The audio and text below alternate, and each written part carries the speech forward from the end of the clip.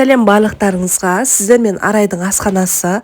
Менен көпшілігі комментарийде майонез қосылған өте оңай салаттың рецептісімен бөлісуді сұрайды.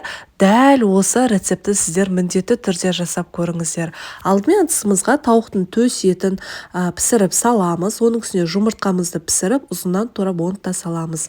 Одан кейін қиярымызды да ұзыннан саламыз. Яғни тұздалған қияр. Негізі свежий қиярды салуға болады, бірақ тұздалған қияр өте дәмді болады. Ең соңында консервадағы жүгері және де майонезімізбен қосып, жақсылап араластырамыз. Енді бұл жерде тұздалған қияр салғандықтан біз тұз қоспаймыз. Ал егер свежий қияр салатын болсаңыздар, тұз қосып араластырсаңыздар болады. Тарелкамызға салат жапырағымен әсемдеп, салаттарымызды осылай үстінен салып шығамыз. Ең соңында пармезан деп аталатын сырдың түрін терканың ең ұсақ бөлігінен өткізіп, осылай бетіне сеуіп шығасыздар. Именно осы қыздар пармезан деген сырды қолданыңыздар, өте себебі дәмі ерекше. Дастархандарыңызға осылай ұсыныңыздар.